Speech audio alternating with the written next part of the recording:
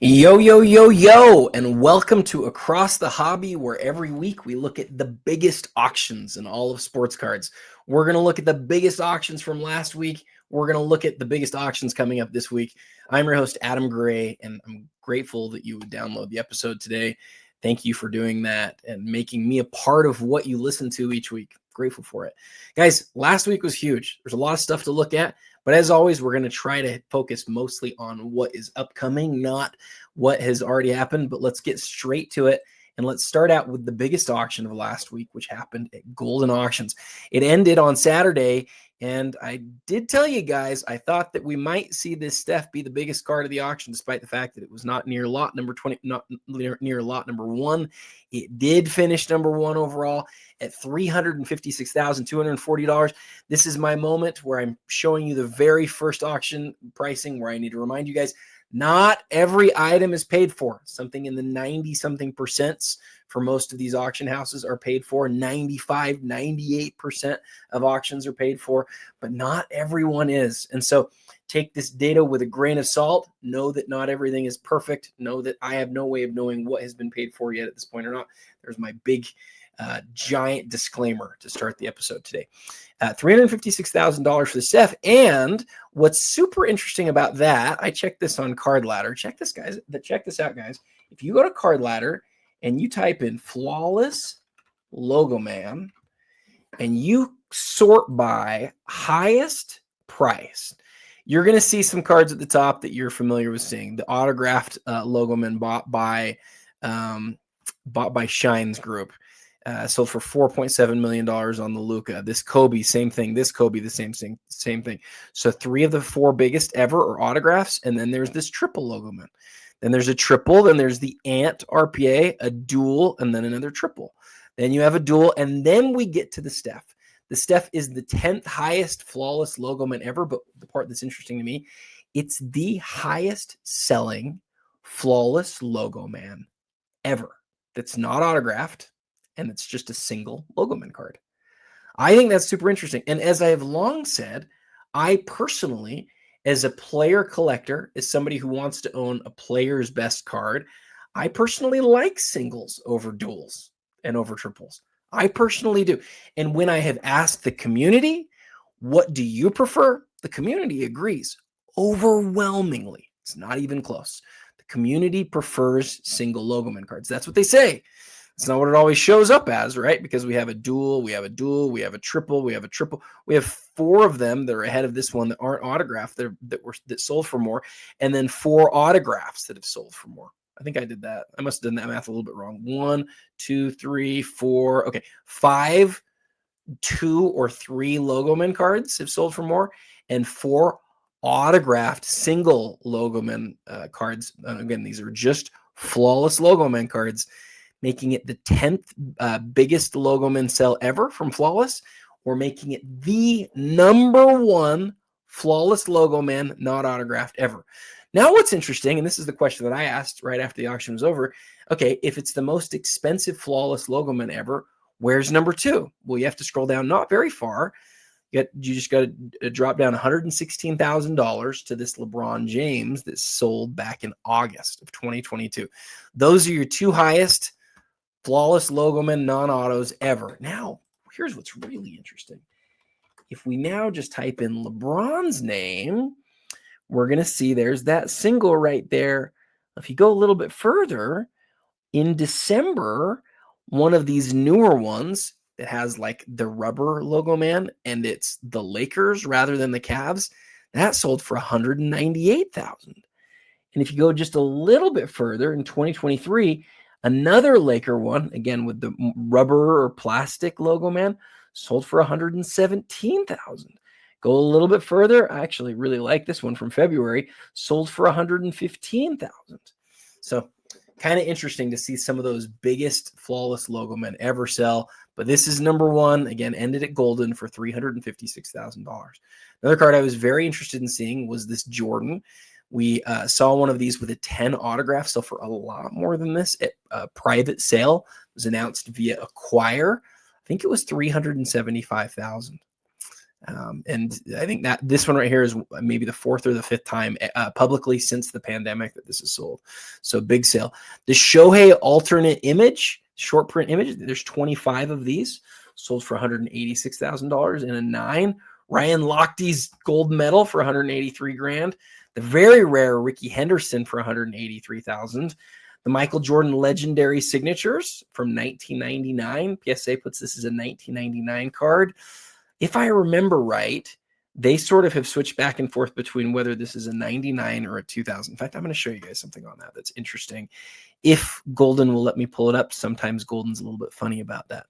We'll see. Okay, another really interesting card for me to that I was watching. The two more on this line right here. I have a reel that's coming out on this Nikola Jokic that I'm excited to share with you guys. But this Anthony Edwards, almost $182,000. This is not a rookie card, right? This is 2022. This is an autographed Logo Man Ant out of NT, the 1 of 1, $182,000. And so what this tells me, this isn't like when I see a big sale like this, my question is, okay, why did that sell for so much? And if you were to see Ant's NT rookie Logo Man auto, it would sell for a lot more than this. Guys, this is just a random year Logo Man auto from NT of Ant. And the community has decided at this point that Ant is significant enough, and owning his Logo Man auto is significant enough that it goes for $182,000. Not to spoil too much on this Jokic, but this came out of a break back in 2016. The individual who entered the break, I think, paid $177 for the spot, something like that, like $180. It was a 5-case break. He won this card, or he got like the 6th spot overall. This Jokic went 6th in that break, believe it or not. And he's turned around and he sold it for $800. How about that? It's up 200x since then. Incredible. Gosh, another one that just has me absolutely kicking myself is this Kobe right here. But before we get to it, the Cooper Flag foil fractor, not the super fractor, but the foil fractor, 1 of 1. I think some people would consider this his second best 1 of 1 parallel, $159,000. And then the PSA 9, really a big deal, PSA 9 triple autograph here, sold for $159,000. We'll take a look at that one too. If it lets it pull it up, it might not. But I want to show you guys, you know what? I can't even click on the item. I can't show you what I want to show you on this. I wanted to look at the pop report here. But again, Golden's given me a little bit of a hard time. Their website is. And I'm able to use their website easily when I'm like just sorting through stuff. But when I go to click on their item, sometimes maybe it's my browser, it has issues. And then this Kobe Bryant right here. I want to show you guys this because I was the underbidder on the last one of these.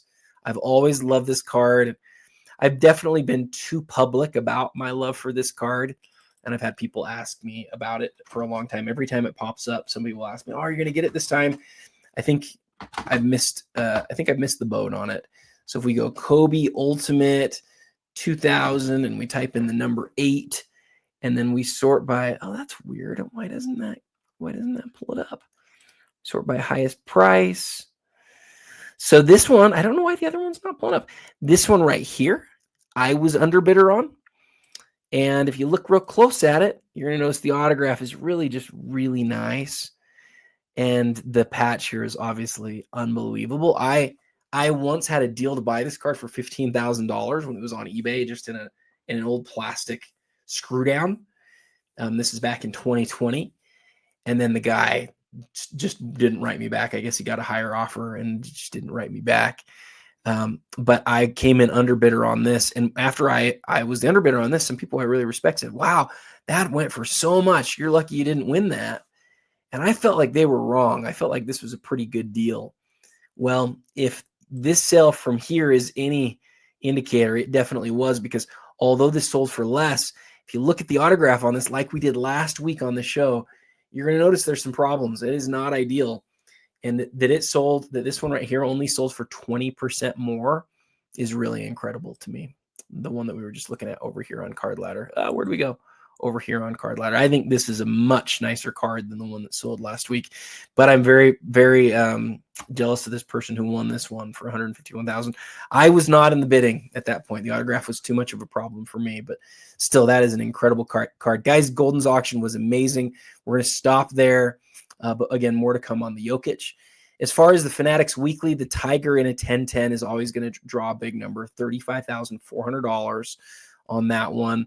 We have Pokemon coming in at number 2, and then at number 3, the high-tech Red Orbit Shohei rookie, number 10. Really a cool-looking card. I can't tell you too much more about that other than it's a pop 1. A Steph Flawless autograph, number 25, but it's a BGS 9.5. Great-looking image of Steph. The vertical Flawless autograph patch has, in some people's minds, really become the autograph patch of the Panini era. And then a Steph gold vinyl. This is the first off the line, numbered out of 5 autograph out of the Black Prism or Prism Black set. Sold for $19,000. And then really like maybe my favorite card of the week for Fanatics. This duel of Dirk and Timmy is just wonderful. The patch on the Dirk is incredible. I don't think of Flawless as a multiplayer autograph set. They have done very few of these types of sets over the years. This one really works. Remember, Dirk is a class of 98 guy. Timmy is a class of 97 guy. Timmy came out as an absolute star from the very beginning. It took Dirk a few years to grow into that. Remember the guy who was traded for Robert Traylor? Traylor was supposed to be really, really good. Obviously, we know how that worked out for both Milwaukee and for Dallas. But serial number to 5, dual patch auto, really like a great looking combo. These guys played against each other a ton in the playoffs. Actually, I don't know. Did they play? I can't think of too many times where they played against each other in the playoffs. I think they must have, but obviously Western Conference rivals, but I don't think of too many of their battles right off. So maybe I'm mistaken about them playing together a lot. A non-licensed Shohei for $15,000. People love patch autos, and the rookie year Bowman stuff doesn't give you a lot of patch autos to work with. BGS 9 on the MJ, over 15 grand. Interesting to see this Mookie Betts win the competition in my my Instagram this week. I put up 4 cards, and I said, which one do you think is going to sell for the most? Mookie didn't have the most votes, but it did finish the highest at $13,800. Noise Boy Shaq, that PSA 10, does some real heavy lifting here to get it to $12,600.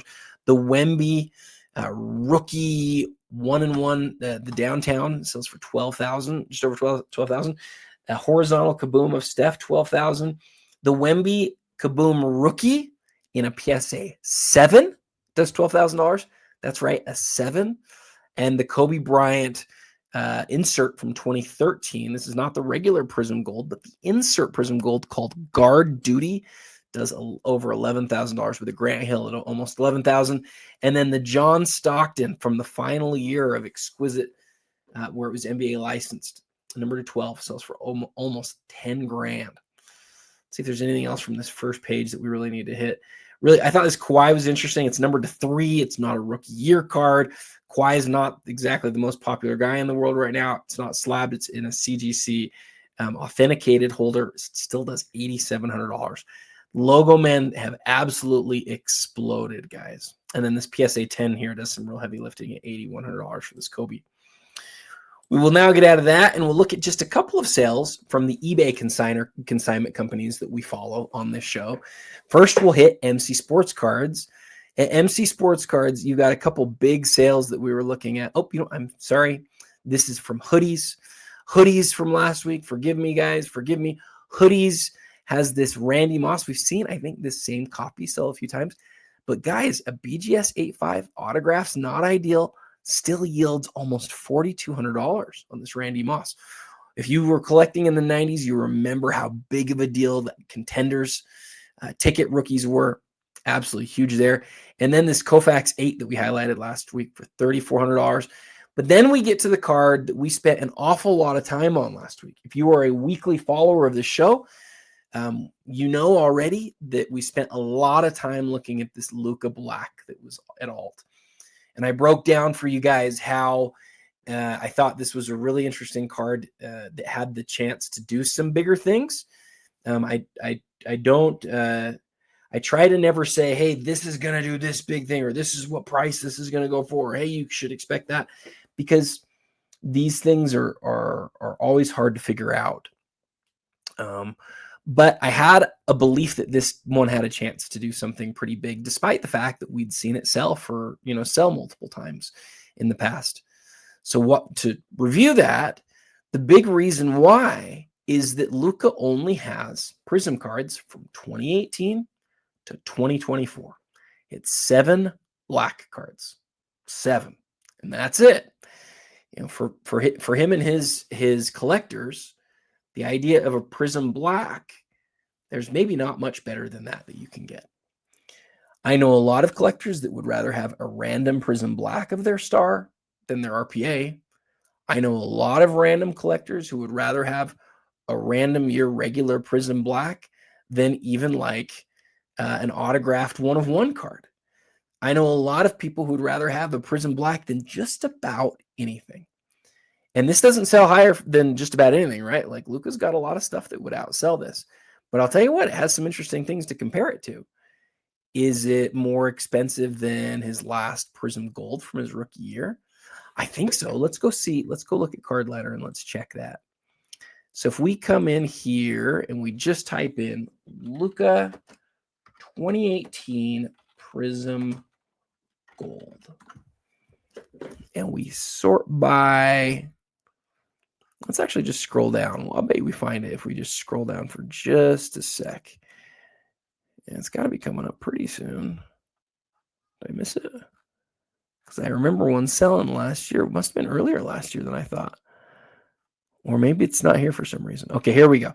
So this right here, in February of last year at Golden, so the market was a lot softer then, but it was February of just last year, $342,000 for a Prism Gold Luka. Whereas this one just sold for $375,000. So here's my question for you. What would you rather have? The Prism Gold Luka 1/10 PSA 10 from his rookie year, numbered to 10, or one of the other 6 years of Prism, the black? I think this is a great question. I really do. I had very early on, for those of you who don't know, I own a couple of the really big 2012 Prism Gold cards. I own a Steph, the number 4/10. This is Olympic number, and that's a PSA 10, and the 1/10 Kobe, that's a BGS 9.5. And I had people very early on ask me the question, this is years ago, what would you rather have? A black Kobe from one of those subsequent years, or the 1/10 2012? And that stopped me. I had to really think hard. Now, interestingly, I have had a chance since then to trade the gold for one of the blacks. And it may be a mistake, but I've said, I'm sorry, I'm not willing to do that. I would rather have the 2012 gold. And to me, that's because I think there's something to like community. You want to have the thing. First off, I collect firsts, and so that's why I bought the Kobe in the first place.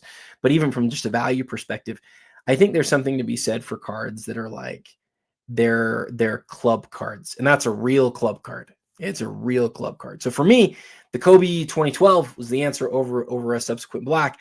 But I wonder if you were asked the same question of a regular Luka Prism Gold from his rookie year, or any of the other Prism blacks, that I would have said leading up to this auction, I would have said, you're going to take the rookie by a lot. It's not even close. You're going to take the rookie by a lot.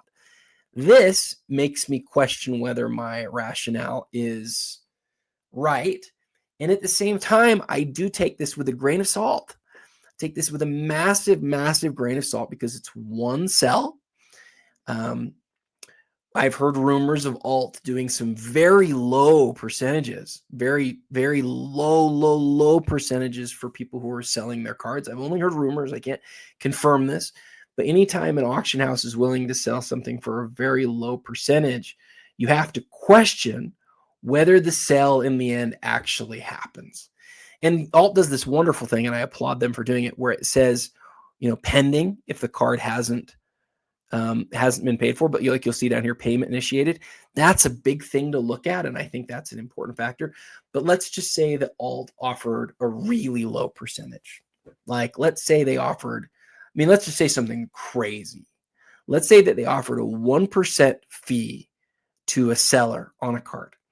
Well, in this case, that would mean if you were a bad guy, and I'm not suggesting you should do this because this is, in my opinion, something very wrong, like morally reprehensible.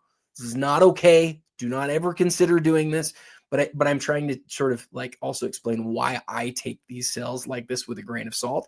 Let's say, and I'm not saying that they've ever done this, but let's say that alt was willing to offer the guy who sold this card a 1% fee on the card, and then it sells for $375,000. What that could be is the person selling their own card and then only paying $3,750 to make that card, like buying their own card, right?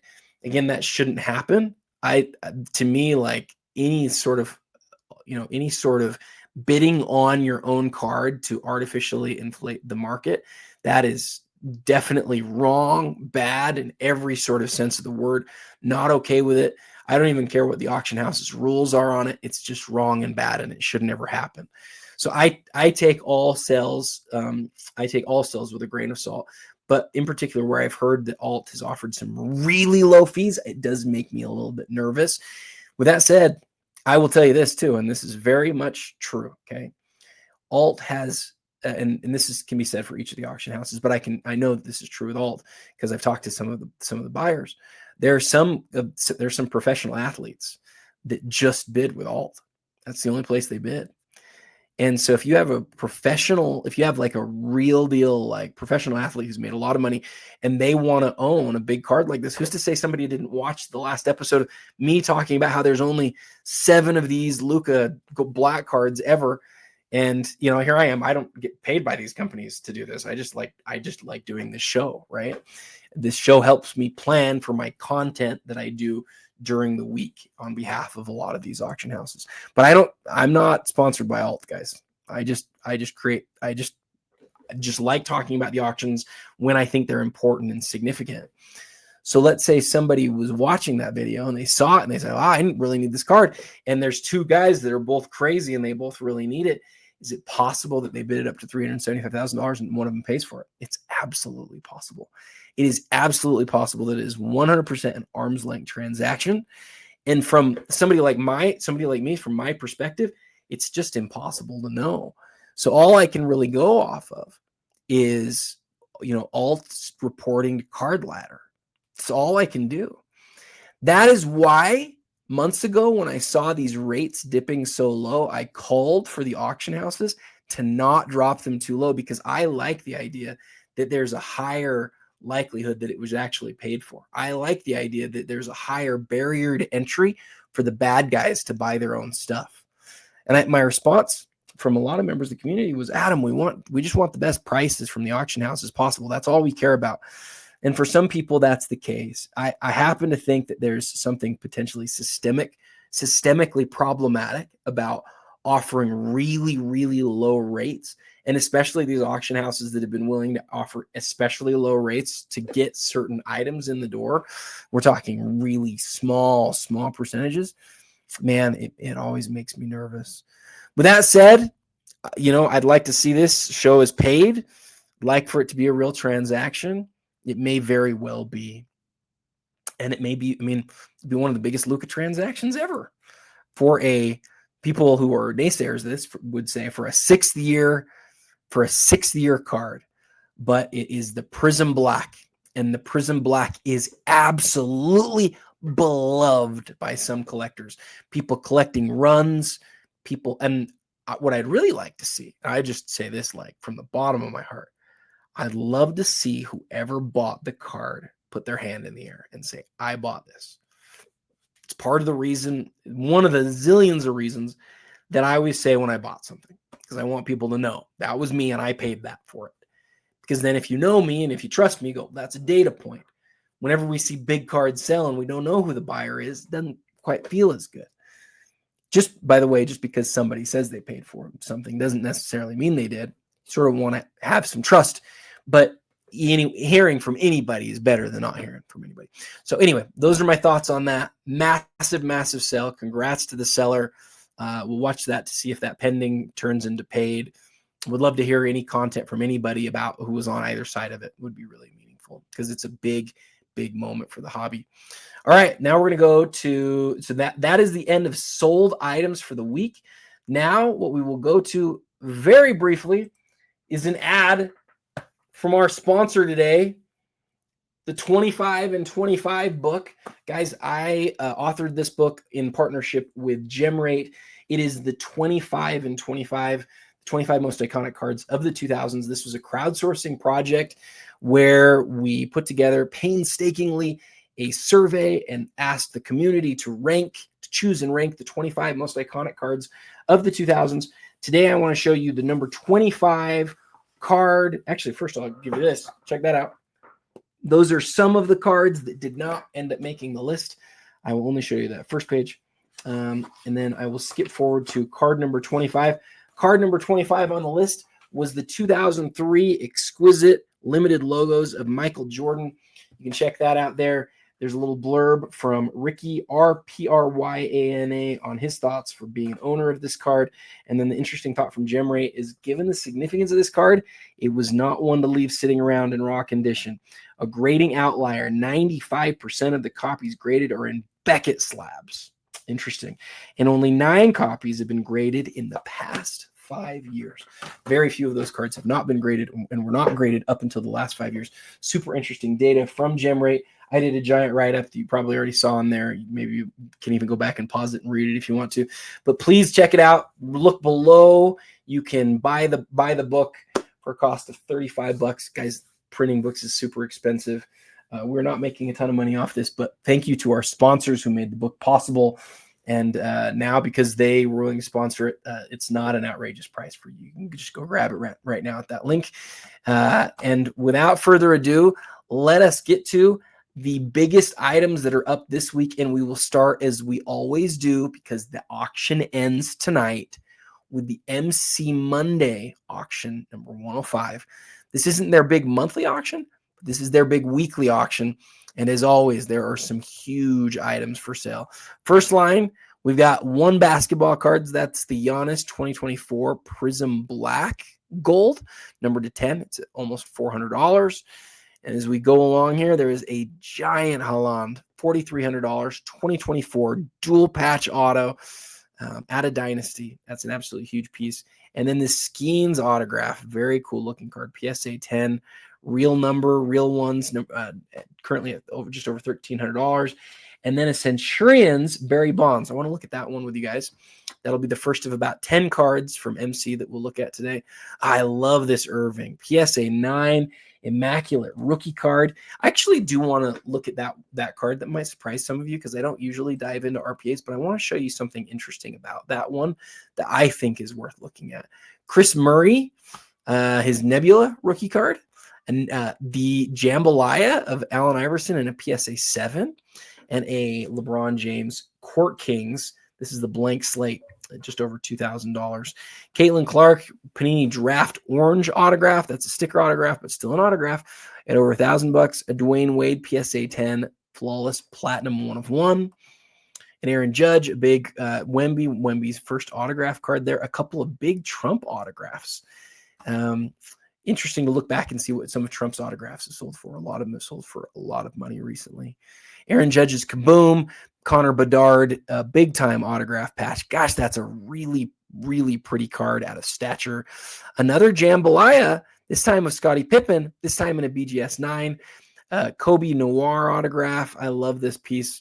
Noir, so underrated, but that on-card autograph. I saw some Kobe sticker autographs selling well over $2,000. This is an on-card autograph with a piece of jersey. Derrick Rose 1-1 autograph. Really a neat autograph here of Bellingham. What is this? Ken Griffey Jr. down here. Pop 2 PSA 10. That's what you're looking at here is the PSA 10 part of this. The gold prisms from Pacific. I remember these like it was yesterday. There was a non-licensed basketball version of this set that I was way into, but it just had like rookie cards, new guys without NBA jerseys on them. Steph Curry autograph where he signed Steph Curry with the shot with the shot boy is the inscription there. A Jambalaya Tim Duncan, a SGC2 Jackie Robinson. Oh, interesting card here. The 1/1 silhouette of Hakeem. Really a fairly plain patch there, but guys, that's the 1/1 parallel. That's a big, big card.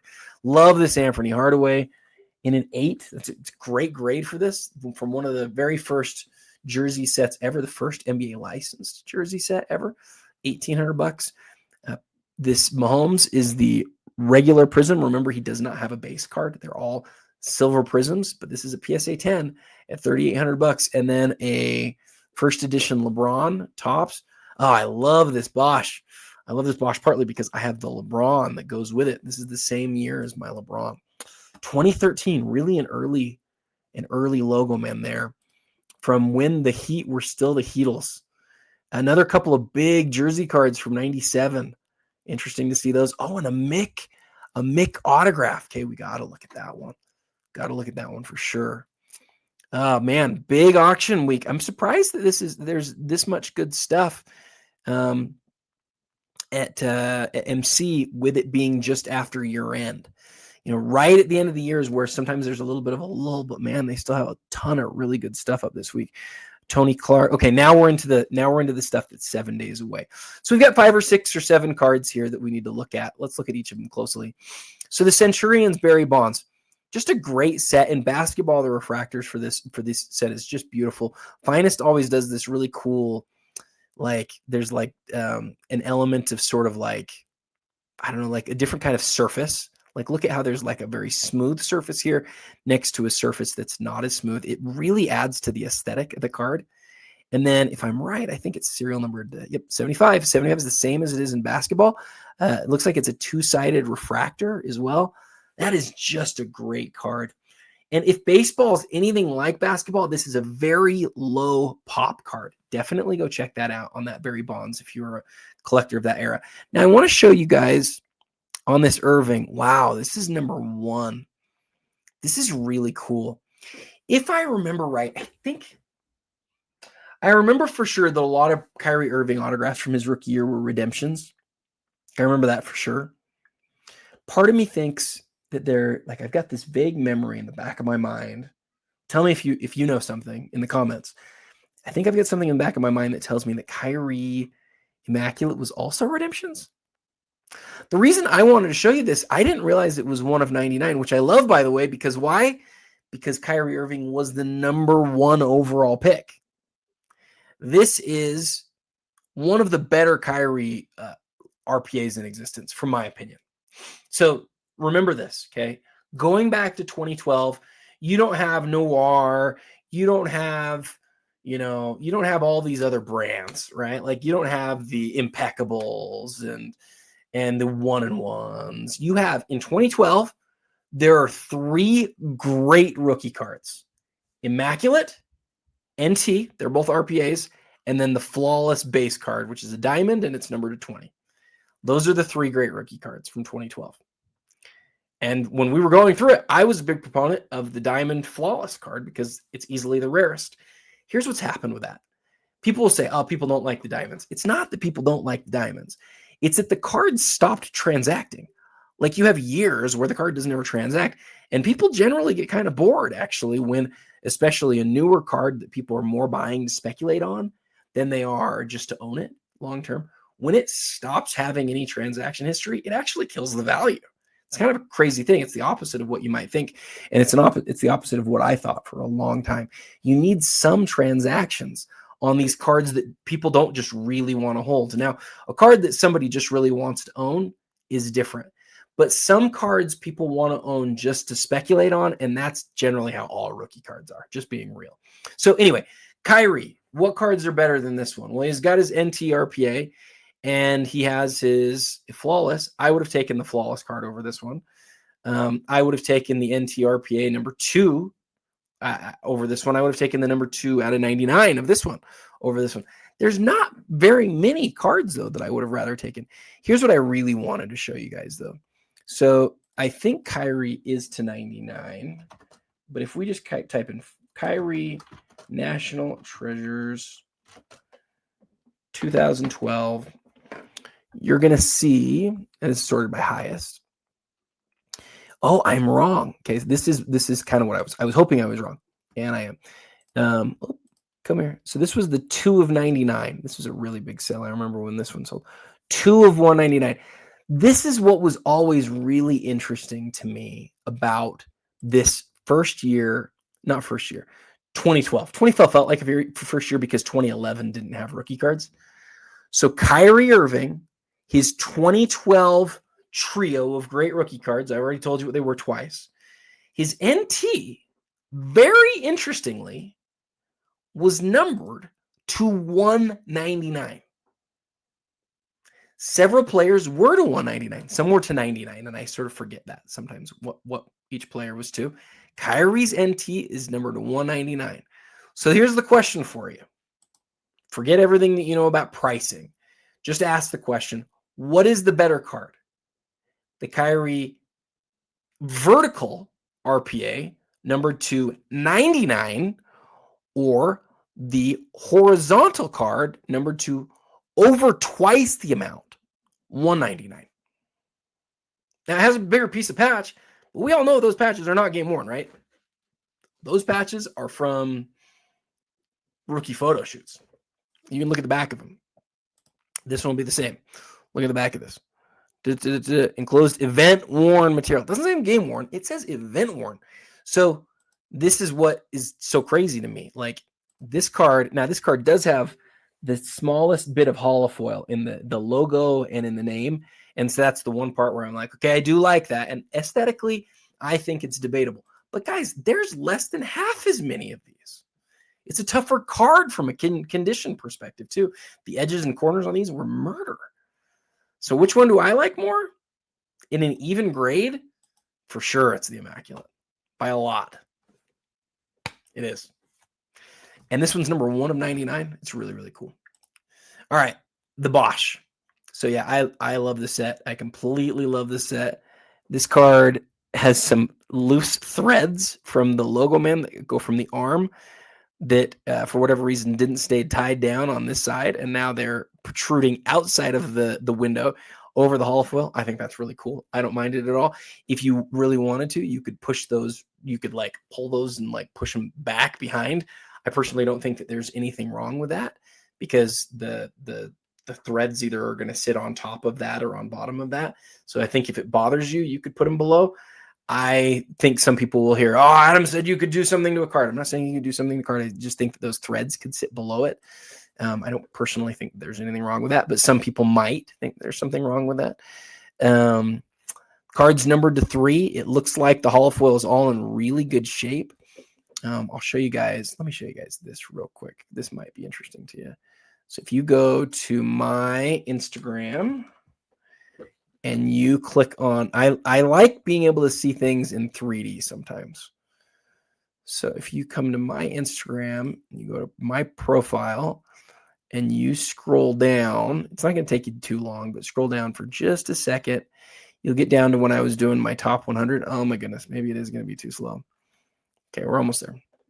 When I was counting down the top 100, I was showing videos of all of the cards. I think my LeBron came in. I think I put it. Okay, here it is. The reason I want to show you, though, check out the holofoil.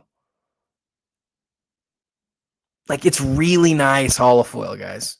And this is the same year. This is the same design, same year as this Chris Bosh. Wade's in this year too. Gosh, it makes me wish I would have picked up the Wade that I saw last time. I could have had all 3 of them. There's only a few years where they have all 3 of them together. There's only a few years where LeBron appears in a Heat uniform. And yeah, so that's super cool. All right, this mantle. I really like this mantle. PSA 3 with an 8 autograph. I just want to know how many of these there are, period. I just want to know how many. So we're going to come over here. We're going to go to PSA, and we're going to go PSA Pop 1960 Topps Baseball. So if you just go, you can just Google anything and just type in PSA Pop, then click on the autographs. And when you do that, then you can search by the name of the player. And when you do that, you're going to find Now, I think this number is going to be bigger than most people think it's going to be because remember, Mantle's got a lot of autographs. It's not as high as I would have thought, though. So it's under 3 digits, still a lot more than we're used to seeing in a lot of the basketball sets. But we're talking about 76. So we're talking about 79 copies total. But here's what's really interesting. So 79 total. This one's a 3 with an 8 autograph. I'm telling you what, that autograph looks sure a lot nicer than an 8 to me. That autograph basically looks, I would rather have it be in pen than marker. But other than that, that looks about as good as I want it to look. It's signed where I want it to be signed. I think the color is great. I don't think necessarily a blue autograph would look any better on this card than the black does. I think it's signed over his jersey almost entirely. It's obviously not one of his earlier autographs based on the design and based on what it's signed in, but a 3/8. Guys, check this out.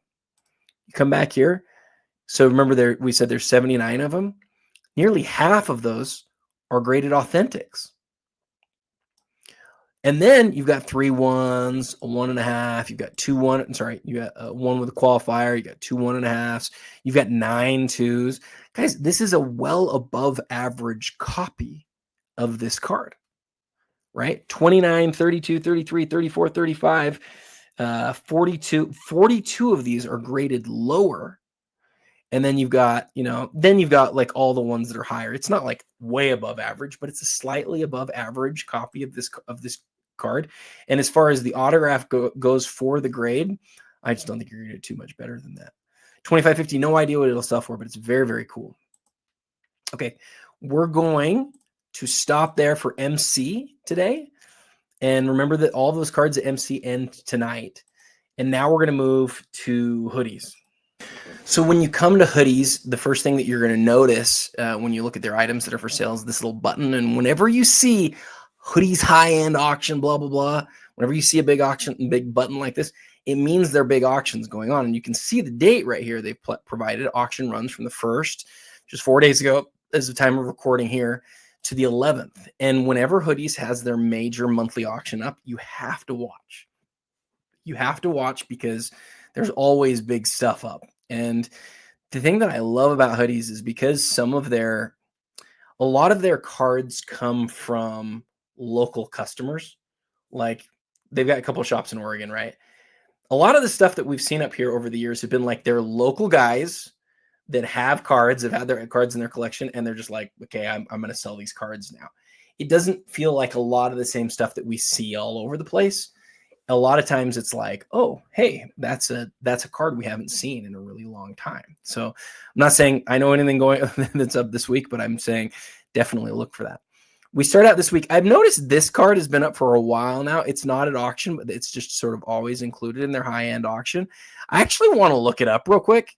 So we're going to look at this Magic Bird dual out of Chronology. I've always really liked it. I wonder if the asking price on it's just way too high. We'll take a look. Celebrini RPA. I think this is actually the card out of 99 out of the cup. The Tim Duncan Metal Universe Championship PMG. For my money, the best looking of the PMG championships. BGS 85, $11,700. Another Celebrini. This is the Exquisite out of the cup. And then there's the Lincecum autograph logo man. That's a huge deal out of 2020 Topps Dynasty. So a few years old. Interesting to see that. Let's take a look at that one and see if we can pinpoint where we think that one ends. A 7.5 on the Steph. Boy, that's an interesting one. I want to check this one to see what the autograph quality is on it. A lot of good stuff up this week. A lot of great stuff up this week with hoodies.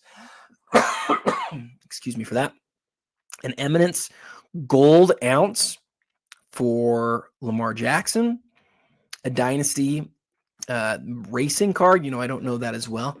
Let's look at this SPX gold of Ken Griffey Jr. I think the PSA 10's doing the heavy lifting there, but let's take a really good close look. The number 2 overall draft pick in 1997, Keith Van Horn from my University of Utah running Utes. The Wemby autograph right here. The gold shimmer Steph, numbered to 5, I believe this is. Let's look at that one really close. Out of Deca. Keep scrolling down here. The gold wave Steph. It has a wave. It's not the traditional gold, but it is a real gold Steph Prism card, number to 10. So, people love gold. Con Knipple. This is the blue rookie out of Chrome. Boy, he was having a great season, then got hurt, but I don't think he's supposed to be out that long. Most surprising rookie to date, I think in a lot of people's opinions, is Con Knipple. I don't know if everybody thought that Charlotte was going to get somebody who's going to come out and probably average 20-something a game for the next X number of years. But that guy, the way he plays, his maturity, very impressive. I mean, incredibly impressive. All right, let's go to page 2. We'll spend just a minute more here on hoodies and see if anything else really jumps out at us. The geometric orange of Shea, that's a really cool looking card. I don't know the parallels well enough in Chrome to know what's really cool and what's not. I do know that I love this Kobe Bryant card, though. I love it. I love this card. I think we're outside of the high-end stuff now, but this Avant card, this is the black and white variation. Usually the card's all in color and it's not numbered. This is one of the rare parallels. One of the most beloved images of Kobe. In fact, we'll click on that one just so you guys can see the image up close. Okay, let's go through these real fast. So 2007, this one's numbered to 99. It's not the gold version. So, it's not the toughest version, but let's see what we would expect this to sell for if it was at auction. If we come to Card Ladder, we type in Bird, we type in Magic, 2007, Chronology. One of their best dual autographs for sure. So we've seen this card sell. Oh gosh, this says it sold in 2021 for $37,000. Sold the next year for $27,000. And there's some PSA 10s for 17 and 22. Here's one. Wow, this is really interesting, guys. This one, this is the gold. Okay, the gold. Is that right? The gold sold for how much? Look at this. The gold. Yep, it's gold, which means it's numbered out of 10. Now it's graded a 9, so it's not as good as the other one that we're looking at. But the fact that it's gold sort of overcomes that, in my opinion, and sort of lets us know that the 14,000 is definitely too high of an asking. But you know what? Let's, instead of sorting by price, let's just sort by date sold. The 9 sold for 10,000. This 1010 is definitely a different grade. A 7 for 6,400. PSA looks like a PSA 7, not sure exactly, 7,500, and then you're back into 2024. This is your best comp right here, but it's gold. Then there's this one. It's not going to be like how much. What would you guys rather have? A 9.5 that's out of 99, or a 9 that's out of 10? I'd rather have this 9 that's out of 10 here. It moved back in October. It's only been a few months. If this one only moved for 10,000, I would say this one has been up for, months with hoodies as far as just on their buy it now. I'd say that's why it's been up for as long as it has been, because it's not worth 14 grand. Might it be worth 8 grand? I mean, it's a great looking card. The autographs on this are phenomenal. The images of Bird and Magic, the artwork there, the fact that it's a 9.5, like it's got a lot going for it. But to me, this is more like an $8,000 or a $9,000 card, not a $14,000 card. And having something up for a long time can scare people away. They just don't even try. It's an interesting card to think about, though. Okay, now let's talk about the cards that are actually at auction. I want to see if this Celebrini is out of 99. It is, like all of the big RPAs ever out of Exquisite Orin, or for hockey, the Cup. He's the big name in hockey right now. So that one's at 99. And then the Lincecum. I wanted to see if we could sort of try to place where we think this Lincecum is going to end. Shall we try? Let's try. So if we come in and we type in Lincecum, and then Logo Man. Let's see how many we get with that. There's only 9. Only 9 ever. And none of them are real. Well, we're not going to have a very good time getting to this Lincecum number, I don't think, guys. Let's do Lincecum and sort by highest. We go by highest. Wow. Am I spelling Lincecum wrong or something? I was pretty confident on how I was spelling it, but maybe I did spell it wrong. Sorry, guys. I think I'm spelling it the right way. How is it possible that Tim Lincecum has... That must be crazy. Let's just do this. How is it possible that his highest selling card in Card Ladder's database is his orange for $3,200? There's no red. There's no super. There's no Logoman autograph. Really interesting. So I want, you guys know I'm not like the biggest baseball fan in the world, but obviously I've heard of Tim Lincecum, and seeing a Logoman autograph made me go, let's see if we can place this. I don't have a clue what this is going to sell for. It's already the highest selling Tim Lincecum card ever. And it has 6 days to go. Is it shocking that this would sell for more than an orange autographed Bowman Chrome rookie? Like, not even a little bit. Like, not even close. I would rather have the Logoman autograph. But again, basketball collector. I don't know Tim Lincecum's fan base. I don't know baseball the same way that a lot of you guys do. I'd rather have the Logoman autograph by a mile.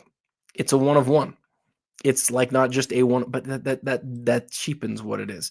It's the piece off of the jersey. It's an autograph of the piece off the jersey out of, in some people's opinion, the brand, and it's a one of one. This will be a really interesting one to watch at Hoodies, though. Like a really interesting one to watch at Hoodies, because like you're looking at, again, the most expensive one of his cards ever, and that sort of, in some people's minds, that puts a ceiling on it. But the thing that I would counsel you guys on, like, let's say you're a big Lincecum fan and you're following this auction and you're sort of saying, well, it can only sell for a little bit more than the best orange ever. I don't know that always will lead you to the place where you're going to actually have a real chance to win the card, because I don't know how many cards like this Tim Lincecum has. The fact that he's never had another one sell publicly in this sort of range, he's never had another Logoman auto sell. I think this is a pretty big deal. And then combine all of that with this simple fact. This is not a new release. This is a card that came out 5 or 6 years ago. It's worth watching that one. I'm glad we highlighted that one. All right, this Steph that's in a 7.5. First thing that I want to look at, it's got a 10 autograph. To me, there are 225 of these, and there's 2 variations, meaning there's 450. Just being real, I care about the autograph just as much as I care about the card grade. And where the corners are a 7, generally you can see the issues then with the corners, like on the card. You can look real hard and you go, oh, that's what's wrong with it. That's what's wrong with it. And everything else is really good. A surface of an 8, so that's not going to be perfect either. But like, you get one of the best Steph rookie autographs, and you get it at a discount because it's a 7.5. So this is how my collection is. If I wanted that card, this would be the copy I'd want, because I want a bright blue auto, check. I like the autograph as a 10, check, because it's got no smears, no weird off-card stuff. And then I just don't care as much about what the card actually is like. I mean, I don't like, it would be nice if it was graded higher, but it's going to cost me way more money. Give me the best looking autograph. In the Davidson uniform, it's fantastic. It's really a cool piece. And then this Griffey, I don't know. I don't know this year of SPX as well for baseball. I know that there's some grand finales in other sports that look different than basketball does. I think this is a holographic SPX that's on the corner here. My guess is that the Gem Mint 10 here does the heavy lifting. I'm going to enter the cert number over on my other screen real quick. I want to check it, though. When I enter this cert number, you guys will see why I'm doing this in just a sec. Let me bring this over so you can see it. Okay, so here's where you can see, check out that cool holographic SPX. And then this is all holographic here. I mean, it's just, I personally love this sort of like technology on cards. I think these are some of the coolest cards ever. Oops. But what I wanted to see how it says pop 3, none higher. What I wanted to see is like, is this a situation where it's really that the gem is what is causing the value? And I think it is. Gold. Yes, there's 53 of these that have been graded. You know what, though? It's a pretty rare card that only 53 of these have been graded. It's interesting. It's not a high-graded base card at all. The story here is that it's a pop 3. It's like, it's cool that it's gold, but it's that it's a PSA 10 pop 3. That's what people really like about it. All right. And then we already checked this out. We looked really closely at this. This Steph, I just wanted to see. Oh, this one's at 3 of 8. So black gold shimmer is numbered to 8. Steph yelling out at the crowd. Card is going to be numbered on the back to 8. It's cool because it's the same design as the 2012 and it's numbered in the same sort of place. Same design as the 2012.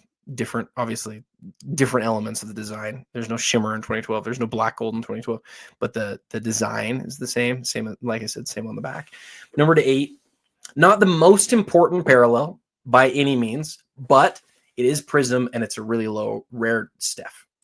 So that's the selling point there. And then lastly, so numbered to 199. See that there on the back? Number to 199. Now check this out. This is what I was getting at here. Watch this. Kobe 2003 Avant. And if we just sort by most recent, you're going to get a lot of these just basic cards. And you can see the color on here, just it like comes alive. It is just beautiful. This image of Kobe, like the fact that he fits into this rectangle is kind of crazy. And the way that he stretches across all edges and corners, like that is really, really pretty. And people know this. This is just a base card. Sold for $50 just yesterday at the Fanatics Weekly. And so, you come back here and look at this one. Sorry, I'm all over the place here, guys. This one strips all the color out of it, just makes it black and white, but it's numbered to 199. And I don't know if there's other. This is what I was going to check. I don't know if there's other parallels. I kind of don't think there are. If we click on price, yeah, look at that. This one, a PSA 7. What? So this is really interesting, guys. PSA 7, Pop 3. What is this? Sorry. Pop 3 with one higher sold for $42.50 back in 2021. Wow. And here's one that we don't know what it was graded. Here's another PSA 7. Is the 7 the highest graded on this? Is this a situation where the black borders are just absolute killers? I think it is. So this one's a 6. It's not going to be one of the highest graded, but come back here to my PSA tab and wait a second. That is not the one I meant to take away. This was the one I meant to take away. Bear with me momentarily. Why can't I figure this out? I'm just trying to get back to the PSA where I can put in the PSA cert number. PSA cert. All right. Trusty Google, help me. I'm going to now enter in. I just want to see how many of these are graded. I get the sense it's going to be pretty small. Let's do a guess. Okay, I haven't entered it in yet. I'm going to say it's 20. 20 total out of the 199. So this is a Pop 8 up. There's now 10 higher. So a lot of these have been graded since those big ones were sold. So it's going to be more than 20, but that's okay. Let's see how far off I am. Kobe black and white. No, it's not. It's 18. Only 18 of these have been graded. It just turns out this is the lowest graded copy. There are only, there's 8 6s. It's actually the most common grade. That's the best way to say it. Most common grade is a 6. There are 7 8s and then 3. Sorry. I want to say this right. There are 7 7s and 3 8s of this card. All right. Okay. Pretty cool on that card. I really like that card a lot. Great image. Okay. Now we make it to Fanatics. We're going to look at the Fanatics Weekly. If you look at Premier, by the way, there is a single card in Premier. There is this Tiger Woods, LeBron James dual inscriptions where they both sign their birthday because they have the same birthday. The story here, though, you just do not get a duel of these two very often. I don't know how many there are, but there are very, very few. There's only 3 of them. It's out of Exquisite, the final year of Exquisite, dual logo or dual patch and dual inscription. Really a neat piece. All right. So we're looking, we looked at that. That's right. We're going to look at the auction real quick. And we're not going to look at recommended, although recommended gives us some really cool things to look at, including an MVP inscription of Kobe. Autographs maybe not quite as blue as it used to be. And the white's probably maybe not quite as white as it used to be, but man, that is a cool card. The Larry Bird autograph out of 50 out of the limited logos. There's lots of cool stuff in the recommendeds. We're going to click on highest priced, and we're going to look through the first page, the first 48 cards. The Tom Brady autograph out of Flawless, great card out of 20. The the Lionel Messi kaboom out of 2017. I think that might be Messi's first kaboom. I'm pretty sure it is Messi's first kaboom in a PSA 10. We got to check the pop on that. We just got to. Let me go back and look and see. Oh, I'm gone again. I've got the wrong things all pulled up. I'm all over the place, guys. All over the place. Let's get this out of here. We're going to check out this Messi, though. Let's check out this Messi and see. I'm going to say it's a pop 12. Oh, I was not even close. There's 46 of these. 46 of these. And with 46, this is still the leader in the auction. Man, kabooms have taken over the hearts and minds of so many collectors. That is incredible. Okay, Connor Bedard, the cup out of 99. That's his true rookie. Big time card. And it's, who's it graded by? This is the second time we've seen this slab, and I do not know it. It just doesn't say. The Authority, theauthority.com. I don't know who this is. I should know. I don't know. The Authority, maybe? If you saw one of these earlier, that was another hockey card. Authority. Interesting. It's a really cool card. Look at the autograph. I mean, just phenomenal. A lot of times, hockey with the cup, they just put words and lines and stuff all around the autograph. This one's fantastic. It's exactly what you want it to look like. Okay, we already looked at the Messi. This Durant's super interesting.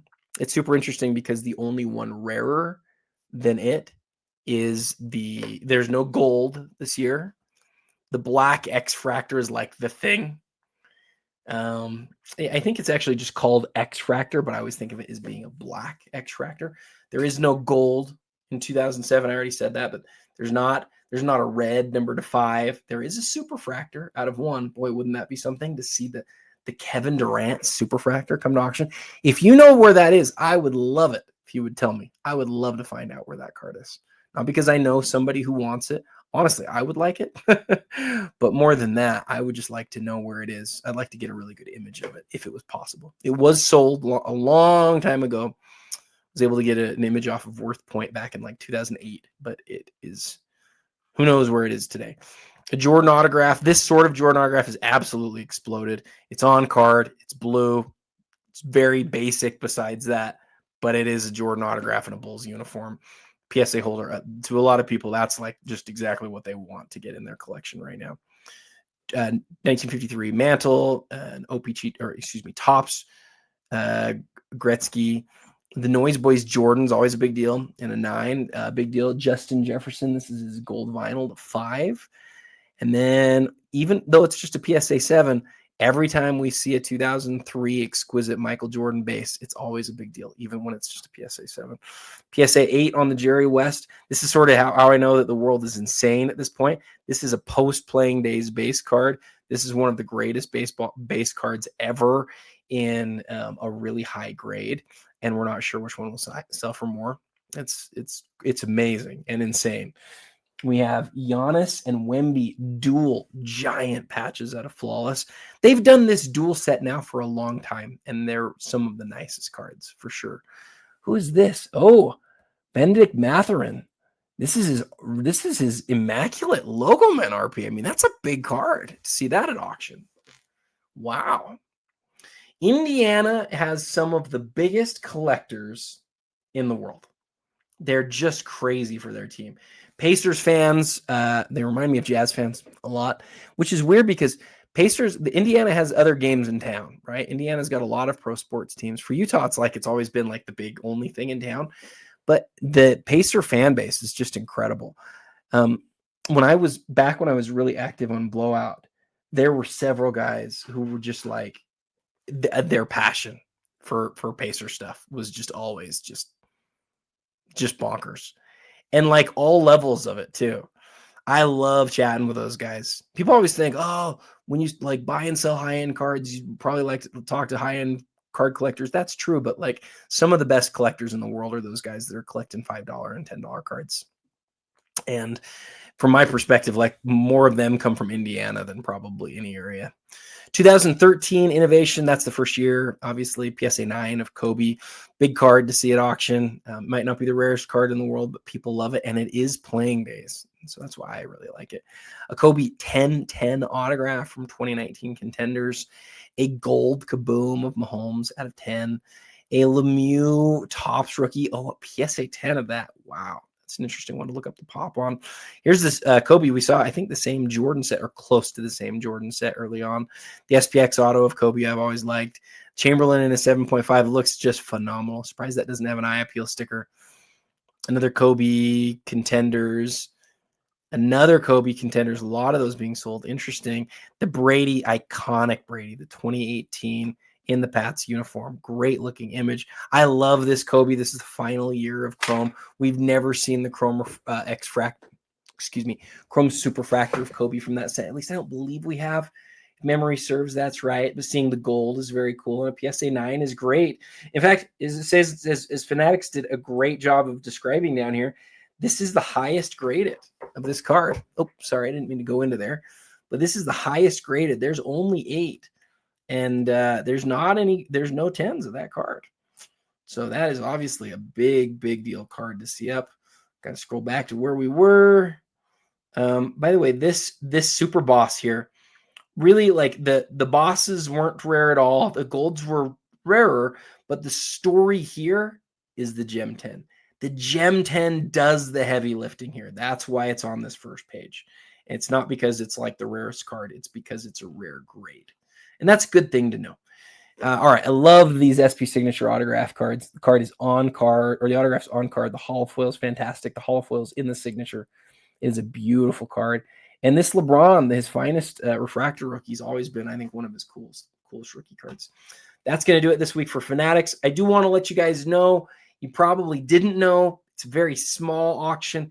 Heritage has this very small 253 item auction that's up right now. It actually has some great stuff in it.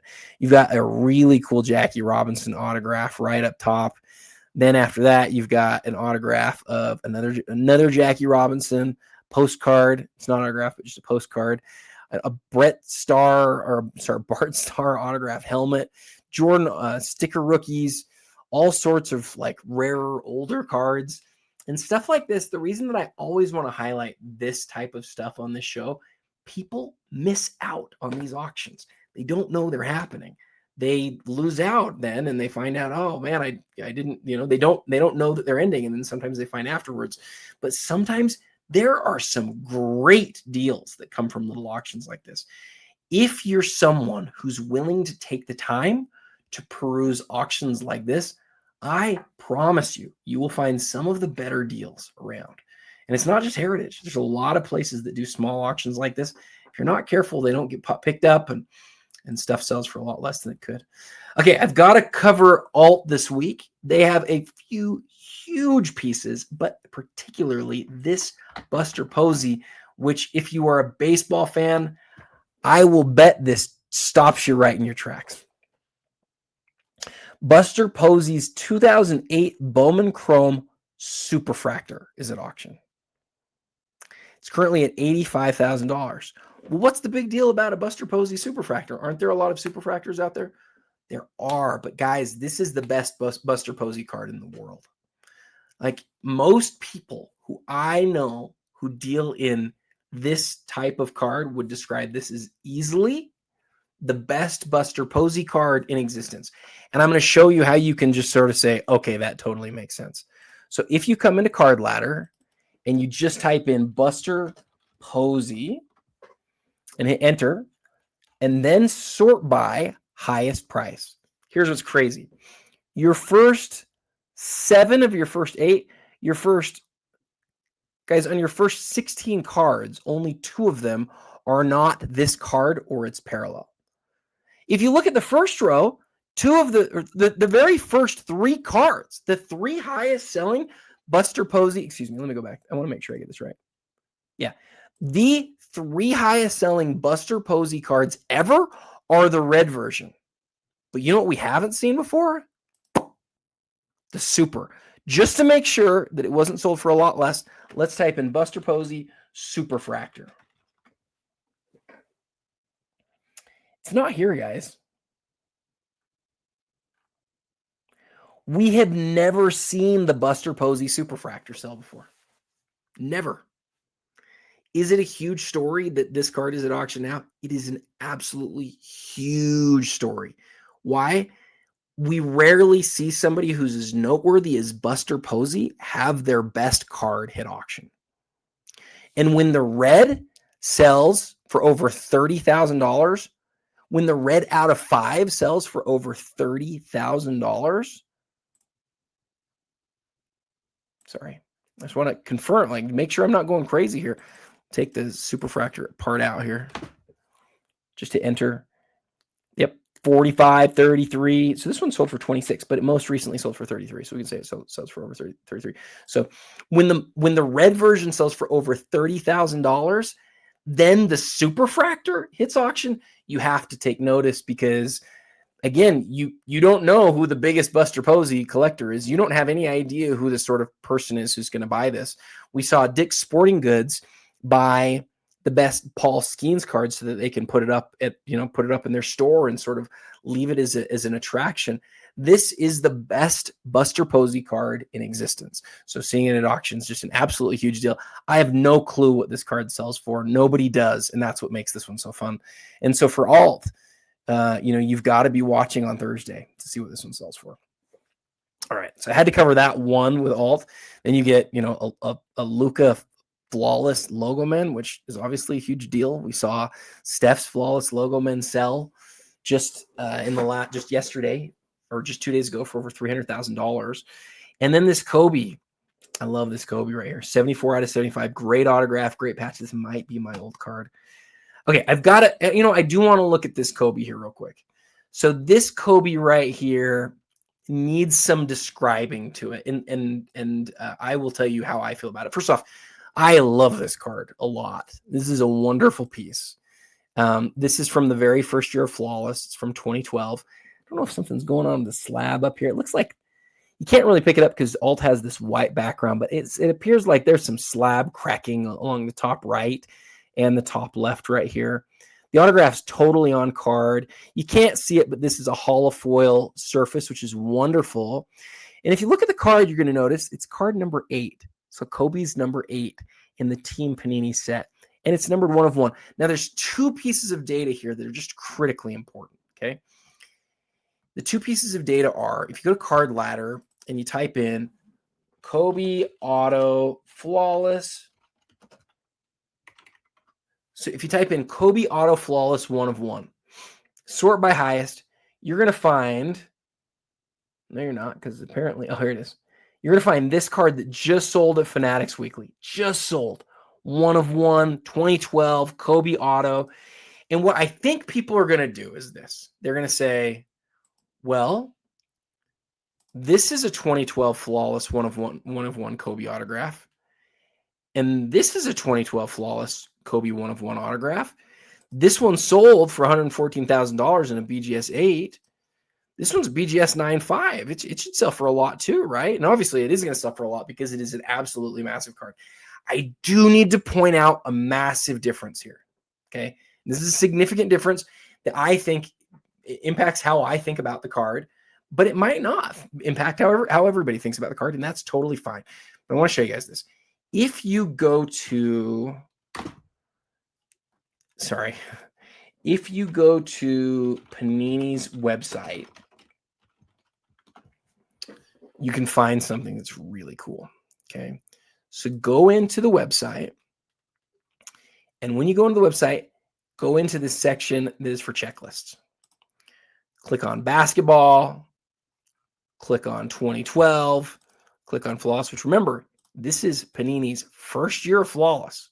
This is a big deal card we're looking at here, okay? And then for card set, there's all of these different sets. Flawless has a ton of sets every year, right? Because they're all super low numbered, so they've got to make a lot of different sets. Well, one of them is this inscription set that we were looking at, and it's the Inscriptions Platinum. And you can see the cards are all numbered 1 of 1. Well, how many cards of Kobe Bryant are there in the set? Here he is in card number 3. Do you see him again? No. Kobe's in the set once, guys. Meaning he is in... I'm totally lost. Sorry. I've been all over the place. He is in this set one time. That is the 1 of 1 Inscriptions Kobe from 2012 Flawless. There's only one. It's a BGS 8. Here it is. Just sold for over 100 grand. Okay, now let's come back here. Let's look at the same thing. And instead of looking at that set, we're going to look at the Team Panini autographs. Now you can see there's 3 different versions, just like there was for the inscriptions. There's the regular, there's the green, there's the platinum. The platinums are 1. Let's click at the platinum.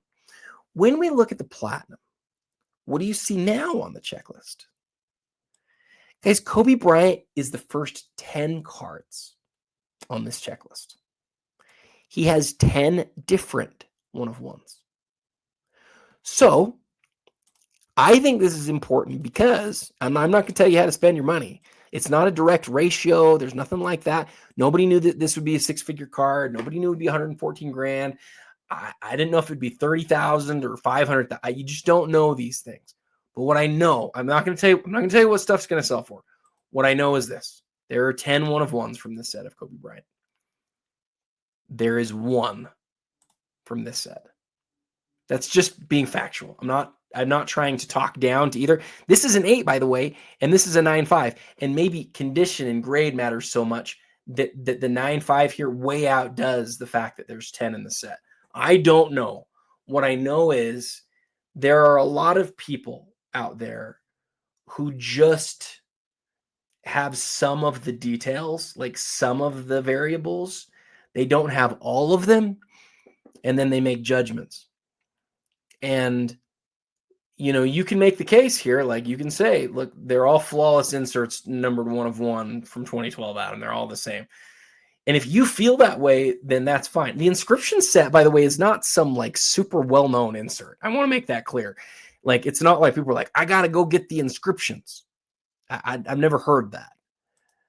Maybe there's a possibility that people want all of the Team Panini ones. And maybe you could make the case that aesthetically in person, this card is a far nicer card than this one. I don't know. Like, I'm not sure. But what I think is critically important is that all of the data about the card and when it was manufactured, like how it was put together in the set, that stuff all matters. And for me, I just always know whenever I see a card out of this set, like it's not just Kobe's the first 10 cards in the set. KD's the next 10, and Blake's the next 10, and Kyrie's the next 10, and Anthony Davis is the next 10. And those 5 guys make up 50 cards in the set. And you can see the platinums are 1 of 1. Well, what are the regular ones numbered to? They're numbered to 10. So 50 times 10, there's 500 original regular cards.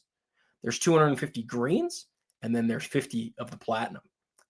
50 1 of 1s, 5 different players with 10 different cards each. All right, it felt like you guys really needed to hear that on that card. It'll be interesting to see what it sells for. It'll be interesting to see if that other one drives this one at all. Or, I have no idea. I've owned cards from this set. I love this set. I think it's a beautiful set. But I got out of them sort of when I was like, oh wow, there's so many different, there's so many different cards. And I knew it when I bought them too. It's just, anyway. So we talked about the Posey. The Posey is absolutely huge. That's definitely one of the cards of the week. Definitely goes on the thumbnail this week. And then now we're going to talk finally about Card Hobby. Guys, Card Hobby every week has some of the biggest autograph patches, especially modern autograph patches. But it's not just autograph patches. There's all sorts of stuff. This is the Kobe Bryant that has like him when he's young and when he's older. You get eminent stuff, National Treasures RPAs. You've got soccer autographs, multiple soccer autographs. This Luka Shea is awesome. Jalen Johnson's basically averaging a triple-double. I love this LeBron. Let's look at that one. That one might be a cool one to do a reel on this week. This Kobe right here is an awesome card to look at too, and we'll talk about what makes that set as neat as it is. This Kawhi is interesting. This is the championship tag, not autographed. He was not there for 5 of those championships. Obviously, he was just there for 1 of those championships. Still very cool. Luka and Anthony Edwards on the same card is obviously really neat. This card is just beautiful, though. You've got to look at that Ronaldinho. Man, he's had a few autographs that have come out that have been just unbelievable. I mean, speaking of, look, there's another one. And there is something you do not see every day. Wow. This card has an unbelievable story. Okay. So this LeBron, I believe is numbered to the jersey number 23. Nice big autograph jersey card. Player box memorabilia. So this is one of those signed boxes. This is the second year they did it. They did it in 2007. Apparently they did it in 2008 again. Now, this is interesting. You have received a trading card with LeBron game-used basketball memorabilia. Memorabilia has been certified, blah, blah, blah, blah, blah. There's no autograph authentication language here, but it does have the sticker. So interesting. Yeah, it's PSA DNA. So this was originally just the jersey card. And then later the autograph was added.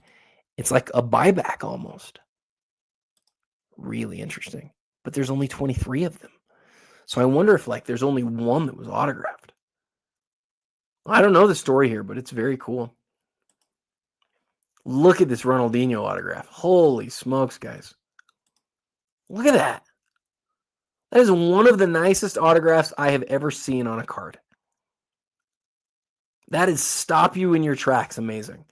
With the artwork over here, I mean, that is beautiful. And then this one, same brand, same player, same autograph, but in silver. Wow, man, if all players could always sign like Ronaldinho.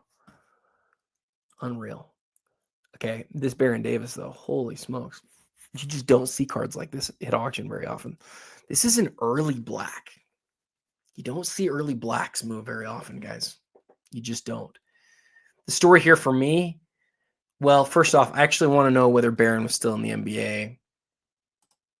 I don't know if he was at this point, guys. I think this might be post-playing days. Because remember, Baron came into the league in 1999. No, he came into the league in 1999, and he was done. 2011, 2012.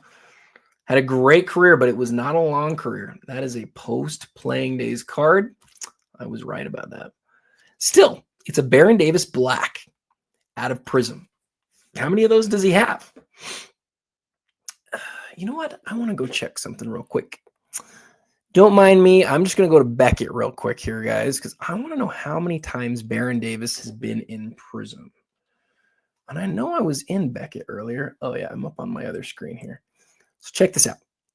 If you come into Beckett and you type in Baron Davis Prism, and he's probably been in like every year, and this will be a moot point. Yeah, look, 92. He's been 92 different sets. Well, what's interesting, though, that is interesting. He's not in 2012 or 2013, guys. Baron Davis is not in 2012 or 2013. Guys, 2014 is the first time he's in there. Is he in 2015? He's in the autograph set. He's not in the regular set in 2015. Oh, dear, this is interesting. So we may have found something really interesting here, guys. Baron Davis's very first, let's come back here. Baron Davis's very first Prism card was in 2014. This is the very first Baron Davis Prism card. And this is the highest level black 1 of 1. So he's not in 2012 for some reason, because they had retired players in 2012, and they don't put him in 2013 either. So he comes into 2014 Prism for the very first time. But here's the crazier part, and I was not expecting this. If you go to Beckett and you search Baron Davis Prism, He's in 2014. We can scroll through and see all those. Guys, he's only in the 2015 autograph set, and then he's not in another base Prism set till 2018. Scroll through all these. He's not in 2019. He's not in 2020. He's in 2024. Wait, Prism Black? He's not in regular Prism for 2024 either? So you're telling me Baron Davis only has base Prism cards from 2014 and 2018? That's it? This is a huge card. This is an absolutely huge card, both because Baron Davis is as collected as he is, and because he only has 2 base years of Prism, and this is the first one. This is the very first Prism Black Baron Davis ever made, and although he's not an active player when it came out, it's an absolutely huge card. It's awesome to see that at auction right now. That's 100% the card that I'm doing my reel on for Card Hobby. At least I think so. I'm going to try to do that one. Unless there's something else that I find, I'm definitely going to do that this week because that's awesome, guys. That is absolutely awesome. All right. That is it for Card Hobby. Guys, what a week. That's all of our big auctions this week. Before you leave, if you haven't already, please hit the like button. Please hit the subscribe button. If you have any interest in this book, go grab it at the link below. We did the very best that we could to keep our prices as low as possible on that. And if you have any questions or anything, hit me in the chat. I check the comments incessantly. So if you ever have any questions, feel free to reach out. Hope you guys have a great week. Happy New Year. This is the first full week of 2026.